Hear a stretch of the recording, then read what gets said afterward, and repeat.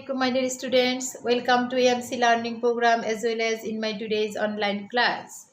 Me, Kaji Shainur Akhtar Mili, as usual, in front of you with my today's topic. How are you all? Hope all of you are hale and hearty by the grace of Almighty. And I am also doing well by your prayer as well as by His grace.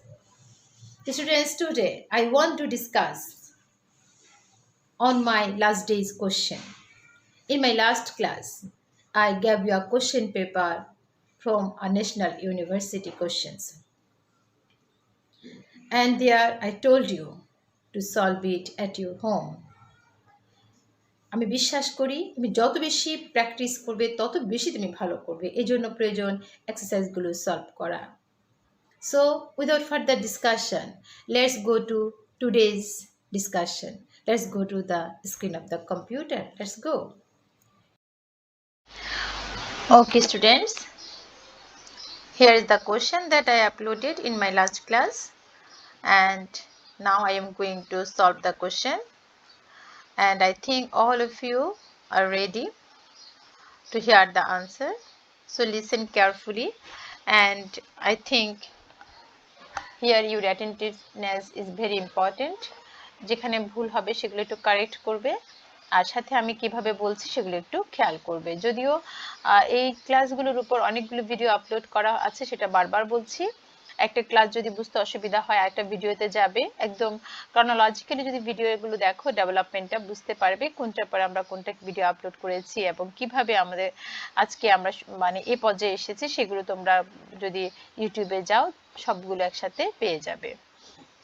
তো students, আমাদের first ছিল rearrangement, and the first sentence here is kingdom hall prince the of the entered of the his. ওকে, এখানে আমি দেখছি যে person আছে সেটা হলো দ্য প্রিন্স। সেই প্রিন্সের পর আমি দেখব ভার্ব কোনটা আছে, এন্টার্ড। দ্য প্রিন্স এন্টার্ড, কোথায় এন্টার করলো? দ্য হল, তাই না? হলে এন্টার করলো। Of his kingdom, of his kingdom. তাহলে আমি বুঝতে পারছি ফার্স্ট ওয়ান হচ্ছে the Prince. The Prince entered, সাবজেক্টের পরে ভার্ব দিলাম, ভার্ব কোথায় এন্টার করলো? Enter the hall. একটা পর একটা প্রশ্ন করবে, এন্টার দ্য হল কোথাকার? অফ হিজ কিংডম, তার রাজ্যের। রিয়ারেঞ্জ করার সবচেয়ে সহজ উপায় হচ্ছে কোশ্চেনের মাধ্যমে আনসার খুঁজে বের করা। আ ফিশ আই লার্জ কট, এখানে খেয়াল করে সাবজেক্ট হচ্ছে আই, লিখলাম আই। এখানে আই যে সাবজেক্ট, আমি লেখার পর আমি একটা ভার্ব খুঁজে বের করতে হবে। ভার্বটা এখানে কি? ভার্বটা হচ্ছে কট, একদম সোজা। আয়ের পর আমি ভার্ব ধরে ফেললাম কট। তাহলে আই কট যখন আমি লিখলাম সাবজেক্টের পরে, ভার্বটা যখন আমি লিখে ফেললাম, দেন আমি ধরেছিলাম, কি ধরেছিলাম? I caught a large fish, আমি একটি বড় মাছ ধরেছি। I caught a large fish. After that our mother Bangladesh is, একদম সোজা সোজা সেন্টেন্স দিয়েছি কারণ অনেকগুলো কঠিন করিয়েছি। তো এবার চিন্তা করলাম একটু ইজিয়েস্ট ওয়েতে যাই। বাংলাদেশ সবাই পারি, চোখ বন্ধ করে লিখতে পারি। Bangladesh is our motherland, Bangladesh is our motherland. আমি করলাম Bangladesh is our motherland. Students, আমার এখানে হয়ে গেল বাংলাদেশ ইজ আওয়ার মাদারল্যান্ড। করার পরে আমার এই সেন্টেন্সটাও কমপ্লিট হয়েছে। আমি আজকে তোমাদের এক্সাম কোশ্চেন স্টাইলে মাত্র চারটি করে দিয়েছি। আগে সবগুলোতে আমি পাঁচটি করে তোমাদের দিয়েছি, তোমরা সেটা জানো। এবারই ফার্স্ট আমি চারটি করে তোমাদেরকে দিয়েছি। এটা হচ্ছে তোমাদের ন্যাশনাল ইউনিভার্সিটি কোশ্চেনের প্যাটার্নটা ফলো করার ট্রাই করেছি। সেই প্যাটার্ন অনুসারে আমাদের হচ্ছে চারটি করে আমাদের আসবে, অপশন দেওয়া থাকবে চারটি করে, সেই চারটি করে আমরা ডেভেলপ করার ট্রাই করব। দেন স্টুডেন্টস, এরপর হচ্ছে আমাদের পরবর্তী যে ব্যাপার ছিল সেটা হলো change the following words as directed and make sentences with the changed words. এখানে আমরা দেখতে পাচ্ছি আমাদের কিছু চেঞ্জিং ওয়ার্ডস আছে, সেই চেঞ্জিং ওয়ার্ডসগুলো আমরা করব। এটাকে প্রথমটাকে আমাকে অ্যাডজেক্টিভ করতে বলেছে। অ্যাজ ইউজুয়াল আমরা অ্যাডজেক্টিভ করব। হিস্ট্রি অ্যাডজেক্টিভ ফর্ম হচ্ছে হিস্ট্রি মানে ইতিহাস, তার মানে হবে ঐতিহাসিক। তাহলে হিস্টোরিক্যাল, হিস্ট্রি থেকে হবে historical, historical. This place has historical value. আমি যদি বলি অথবা ইন্টারেস্ট, তাহলে আমি বল this place has historical value অথবা we should visit a place of historical interest, যেটাই লিখো সেটা তোমরা লিখতে পারবে। এই জায়গায় আমি কোনো ধরনের কোনো বাধ্যবাধকতা দেই না, কারণ হচ্ছে sentence making fully depends on yours, তোমার উপর ডিপেন্ড করবে তুমি কিভাবে লিখতে চাচ্ছ। শুধু আমি এতটুকুই বলবো, হিস্ট্রিটা হচ্ছে আমার ইতিহাস, নাউন, এটা অ্যাডজেক্টিভ ফর্ম হচ্ছে হিস্টোরিক্যাল। দেন আসো চুজ, চুজের নাউন ফর্ম, সবাই জানি চুজ হচ্ছে ভার্ব, তাহলে নাউন ফর্ম হচ্ছে চয়েস, নাউন ফর্ম হচ্ছে চয়েস। একদম মুখস্থ করে ফেলবে, ম্যাডামের সাথে একবার প্রনাউন্স করবে, খুব সহজে ক্লিয়ার হয়ে যাবে। আমরা অনেক সময় বলি না তার চয়েস ভালো না, আবার অনেক সময় বলি তার চয়েসটা অনেক বেশি স্ট্যান্ডার্ড, অনেক কথা হতে পারে, সহজ সহজ বাক্য চিন্তা করি, his choice is not so good, বা I can't depend on his choice, তার চয়েসের উপর আমি ডিপেন্ড করতে পারি না। এই যে যেভাবেই লিখো একটু সহজ বাক্য সিলেক্ট করবে, তাতে করে তোমার জন্য যেমন বুঝতে সুবিধা হবে, তোমার বানান ভুলের পরিমাণও কিন্তু অনেক ক্ষেত্রেই কমে আসবে। আশা করি ম্যাডামের কথাটা তোমরা ধরতে পেরেছো। তো আমরা যে কোনো ইংলিশে খেয়াল করব, যে কোনো গ্রামারই সিলেক্ট করি না কেন বা লিখতে যাই না কেন, যে কোনো সেন্টেন্স লিখতে যাই না কেন, আমাদেরকে সবসময় যে জিনিসটার উপর খুব ভালো পরিমাণ কনসেন্ট্রেশন দেওয়া উচিত, সেটা হলো যে আমি কি করতে চাইছি এবং কি লিখতে চাইছি সেটা যেন সহজ ভাষায় লিখতে পারি, তাতে যাতে স্পেলিং মিস্টেকটা অন্তপক্ষে আমি অ্যাভয়েড করতে পারি। দেন স্টুডেন্টস, আমাদের পরবর্তী ওয়ার্ডে আমরা চলে যাব, সেটা হলো বিউটি। বিউটি মানে সুন্দর, তাই না? বিউটি সুন্দর। তাহলে যদি আমি এটাকে অ্যাডজেক্টিভ, এটা আমি আরো একবার করিয়েছিলাম, বিউটিটা তোমরা জানো, আমার পেছনে ভিডিওগুলো দেখলে বাবু বুঝতে পারবে।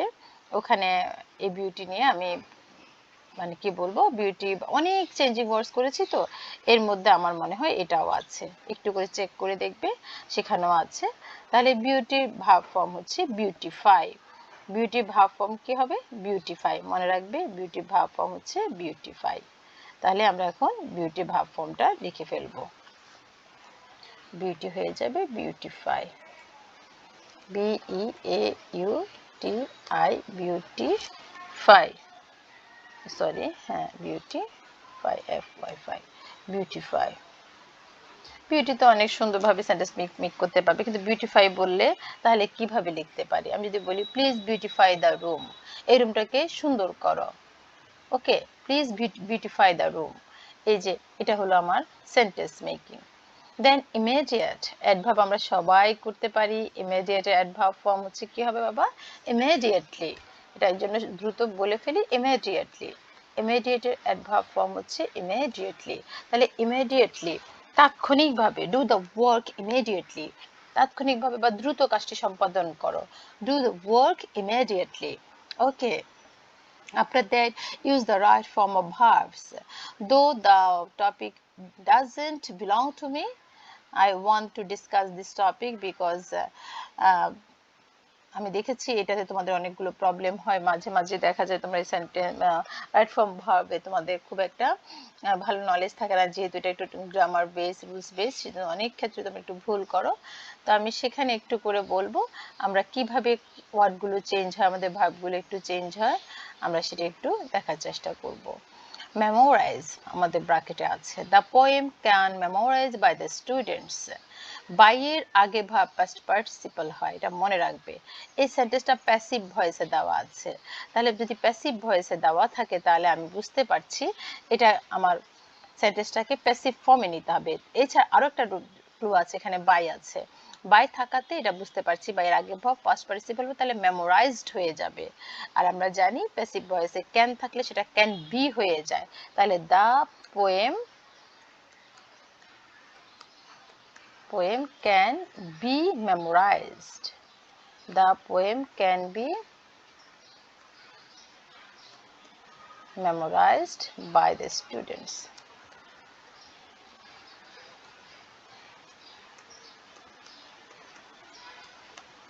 The poem can be memorized by the students. এরপর He recently returned from abroad. সে বিদেশ থেকে রিসেন্টলি এসেছে। কোনো সেন্টেন্সে just, already, recently, yet, still এই ধরনের ওয়ার্ড দেওয়া থাকলে সেন্টেন্সটি প্রেজেন্ট পারফেক্ট টেন্স হয়। সেন্টেন্সটি প্রেজেন্ট পারফেক্ট টেন্স হয়। আর প্রেজেন্ট পারফেক্টের স্ট্রাকচার হচ্ছে আমরা জানি হ্যাভ বা হ্যাজের সাহায্য নিতে হবে। অক্সিলিয়ারি ভার্ব হিসেবে হ্যাভ বা হ্যাজ বসবে, ভার্বের পাস্ট পার্টিসিপল বসবে। তাহলে he has recently returned. He has recently returned from abroad. He has returned from abroad. He has recently returned from abroad. এই যে has এর কারণে ভার্ব পাস্ট পার্টিসিপল হয়ে গেল, রিটার্ন হয়ে গেল, রিটার্নড। এই রুলসগুলো মনে রাখবে। দেন আসো ইট ইজ হাই টাইম। কোনো সেন্টেন্সে ইট ইজ টাইম এবং ইট ইজ হাই টাইম থাকলে, ইট ইজ টাইম এখন উপযুক্ত সময়, এই ধরনের ওয়ার্ড দেওয়া থাকলে বা ফ্রেজ দেওয়া থাকলে, it is time, it is high time থাকলে পরবর্তী ভাবটা পাস্ট ফর্ম হয়। It is high time he left the place. সে প্লেসটা লেফট করলো। It is high time he left the place. Okay. After that, I not choose my career yet. I haven't. এই যে yet আছে এখানে haven't হবে। I haven't. একটু আগে রুলস বলেছি আমি এটা। I haven't এখন কথা হচ্ছে have এর পর verb past participle যদি হয় সেখানে আমার choose শব্দটা কি হতে পারে? past participle I haven't chosen. I haven't এখানে আইটা ক্যাপস হবে। আইটা ক্যাপস হবে মেয়েরা, একটু ক্যাপসে নিয়ে যাই। হ্যাঁ, I haven't chosen। তাহলে chosen যখন আমি করব একটা ও লেস হয়ে যাবে। তাহলে I haven't chosen, CHOSEN।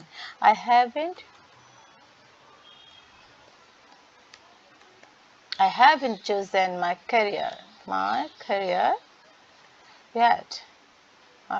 yet. Okay. Then translate the following passage.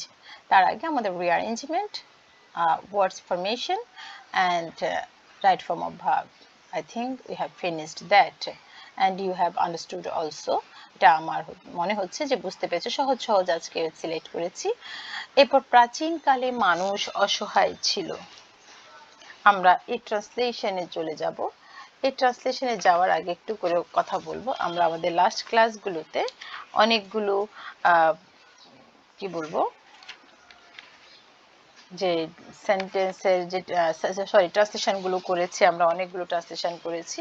সেই ট্রান্সলেশনগুলো থেকে আমরা বুঝতে পেরেছি আমাদেরকে কিভাবে ট্রান্সলেশনগুলো করতে হয়, কিসের সাহায্যে করতে হয়, প্রথমে আমাদেরকে কোনটা সিলেক্ট করতে হবে এবং সেই সিলেক্টেড ওয়ার্ডসগুলো থেকে কিভাবে ইচ্ছা করলে আমরা খুব সহজভাবে সেন্টেন্সটাও মেক করতে পারি, এই ব্যাপারে আমরা দেখতে পেয়েছি। আজকে আমরা যেই ট্রান্সলেশনটা করব সেটা হলো আমাদের সহজ মানে আমাদের কি বলবো প্রাচীন একটা পটভূমি থেকে আমরা আগেকার মানুষের অবস্থাটা কেমন ছিল সেই বিষয়গুলো মানুষ আর এখন সাথে এই পটভূমিটা যদিও এখন বর্তমানে অনেক ক্ষেত্রে সত্য হয়ে যাচ্ছে, কারণ এখন আমরা মানুষরা আসলে পশুর মতো আচরণ করছি। মানুষ এখন কিন্তু মানুষের মতো আচরণ করছি না। আমাদের আচরণের ক্ষেত্রে, আমাদের বিহেভিয়ারের ক্ষেত্রে অনেক বেশি কি বলবো পশুত্ব চলে এসেছে। যদিও আমি নিজেকে সৃষ্টির সেরা জীব হিসেবে আমরা মনে করি, কিন্তু দেখা যায় কর্মকাণ্ডে আমাদের সেটা রিফ্লেক্ট হয় না। নানা প্রকার যখন আশেপাশে নানা প্রকার ঘটনাগুলো দেখি তখন আসলে খুব টাচড হই আমরা, যে মানুষ তখন আমরা বলি আল্লাহ এটা কি মানুষের কর্ম?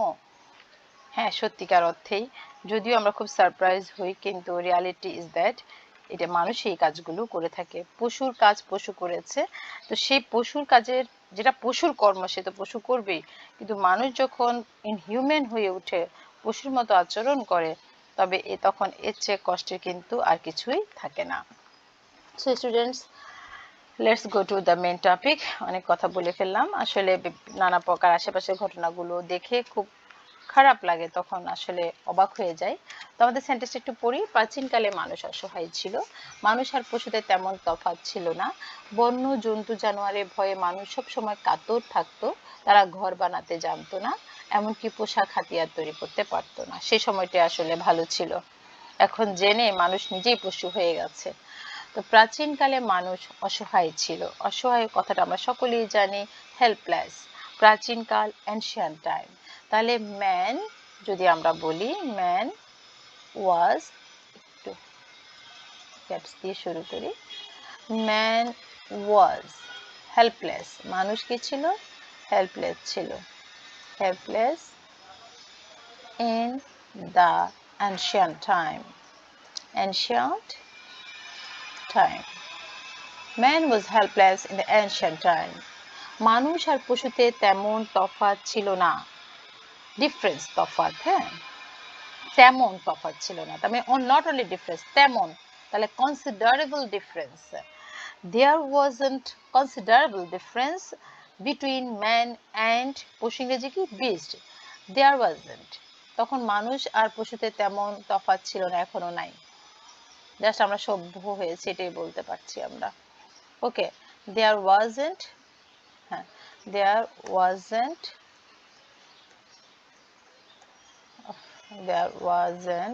sorry, considerable, there wasn't considerable difference, there wasn't considerable difference between man and beast. Between man and beast. There wasn't considerable difference between man and beast. After that, ছিল না। এরপর বন্য জন্তু জানোয়ারের ভয়ে মানুষ সবসময় কাতর থাকতো। তাহলে মানুষ কাতর থাকতো, ভয়ে কাতর থাকতো, অ্যাফ্রেড হতো। বন্য জন্তু, ওয়াইল্ড অ্যানিমালস। তাহলে man was always afraid. Man was always afraid, ভীত থাকা। অ্যাফ্রেড, কোত্থেকে অ্যাফ্রেড থাকতো? Man was always afraid of, অ্যাফ্রেডের সাথে অফ বসে, man was always afraid of wild animals. Wild, WILD, wild animals. Man was always afraid of wild animals. Okay. Then তারা ঘর বানাতে জানতো না। অতীতকাল, they didn't know how to build houses. কত সোজা দেখো, তারা জানতো না, তারা, they জানতো না, অতীতকাল didn't, বর্তমানকাল don't, they didn't know, কোনো কিছু না জানা, how, they didn't know how, তৈরি করা, how to build houses. Okay, after that the last line, এমনকি পোশাক হাতিয়ার তৈরি করতে পারতো না। এমনকি, even, they didn't know how to weave clothes and make weapons. Okay, even they didn't know, তারা জানতো না, how to weave মানে সেলাই করা, how to weave, সরি বানানটা একটু ভুল হয়েছে, WE, they didn't know how to weave clothes, CLOTHES, clothes, and make weapon, অস্ত্র মানে weapon, make weapons. দেখো, ম্যান, মানুষ জানতো না, এখানে একটু করে জায়গায় দ্যাট চলে আসছে, হ্যাঁ, they didn't know how to build houses, even এর এটা ক্যাপস হবে, ম্যাডাম এগুলো একসাথে লিখে গিয়েছি এখানে, even they didn't know how to weave clothes and make weapons. তারা কিভাবে পোশাক বা কাপড় বা অস্ত্র তৈরি করতে হয় তারা জানতো না। এখানে যে জিনিসটা সেটা সবচেয়ে বেশি কনসিডার করার মতো বিষয় বা হাইলাইটেড জিনিস, সেটা হলো আমরা এই ট্রান্সলেশন করার সময় আমাদের ওয়ার্ডগুলোর মিনিং জানা, ইংলিশ জানাটা খুবই জরুরি। এই সব জায়গায় ইংলিশ মানে হচ্ছে ভোকাবুলারি, যার ভোকাবুলারি স্টক যত বেশি রিচ থাকবে সে তত ভালোভাবে জানবে। এটা ন্যাশনাল ইউনিভার্সিটির কোশ্চেন, তবে আমি এক জায়গা থেকে কখনো কোশ্চেনগুলো সিলেক্ট করি না, তাই তোমাদেরকে নির্দিষ্ট করে বলতে পারবো না এই জায়গার বা এই ইয়ারের কোশ্চেন। আমি বিভিন্ন জায়গা থেকে কোশ্চেন কালেক্ট করে একটা কোশ্চেন রেডি করি, আর সেটা রেডি করে তোমাদেরকে দেওয়ার চেষ্টা করি। তো এভাবে করতে করতে আমার মনে হয় আমি অনেকগুলো কলেজ করেছি, আর একটা আইটেমে আমি নিজেকে লিমিট করিনি, প্রায় অনেকগুলো যে আমার নির্দিষ্ট যে অ্যাসাইন টপিক সেটার বাইরেও আমি গিয়েছি, যেমন প্যাসেজ পড়িয়েছি, ট্রান্সলেশন করালাম, রাইট ফ্রম ভার্ব করালাম, একটা ক্লাসে তোমাদেরকে কারেকশন করিয়েছি, রিঅ্যারেঞ্জমেন্ট করিয়েছি, নিজ দায়িত্বে কিন্তু অনেকগুলো টপিক নিজে নিজে করিয়েছি। তো অনলি ফর ইউর বেটারমেন্ট। এক টিচারের হয়তো পড়া আমরা পড়ছি, আরেকজনের থেকে শুনতে আরেক রকম লাগতে পারে, সবগুলো চিন্তা করে আমরা কাজটা করেছি। আশা করি তোমাদেরও ভালো লাগবে। তো ক্লাসগুলো রেগুলারলি ভিজিট করবে আর আমাদের সাথে থাকবে, এটাই হচ্ছে ব্যাপার। সো এই হলো বিষয়। যদি কারো কোনো কোশ্চেন থাকে সেটাও তোমরা করতে পারো। বারবার বলছি, কোশ্চেনের ব্যাপারে তোমাদেরকে অবশ্যই কি বলবো, শুভকামনা, অলওয়েজ ওয়েলকাম জানানো হবে যদি কোনো কোশ্চেন থাকে। Okay students, that's all for today. আমরা আজকে এখানে ক্লাস শেষ করব। আমি আমার ক্লাসে তোমাদেরকে যে যে টপিকের উপর আলোচনা করেছি তোমরা দেখেছো, সেই টপিকগুলো বোঝানোর চেষ্টা করেছি। সেখানে যে বেসিক প্রবলেমগুলো আছে প্রতিদিনকার মতো, প্রতি ক্লাসের মতো সেগুলো আমি প্রোভাইড করার চেষ্টা করেছি। তো আশা করি সবাই বুঝতে পেরেছো। মনে হয় না সবাই বুঝতে পেরেছো, কারণ ক্লাসগুলো আসলে সবাই ভিজিট করছো না, কিন্তু পরীক্ষায় সবাই আবার খুব ভালো মার্কস পেয়েছো। তো যখন আমাদের ফেশিয়াল ইন্টারেকশন হবে, ডিরেক্ট ইন্টারেকশন হবে, আমি তোমাদেরকে আমি ওভার কনফিডেন্ট তোমরা খুব ভালো ফিডব্যাক আমাদেরকে দিবে, কারণ তোমাদের খাতাগুলো যখন এক্সামিন করেছি ইন কোর্স এক্সামে, খুব ভালো ভালো নাম্বার তোমরা পেয়েছো। How you gather those marks I don't know, but I have the confidence that you gathered that marks in your own without the help of any other or the help of any model question book. এটা আমার বিশ্বাস তোমরা নিজেরাই করেছো, কারণ এত এত class deliver করা হয়েছে এই ডিগ্রি এএমসিতে। আমার মনে হয় যে কেউ যদি ফার্স্ট টু লাস্ট ক্লাসগুলো ফলো করে সে অবশ্যই ভালো করবে, এবং তোমরা আমার মনে হয় সেই পথটাই অনুসরণ করেছো। It is my believe. So that's all for today. See you next time in my next class. Till then, thank you everybody. Bye bye.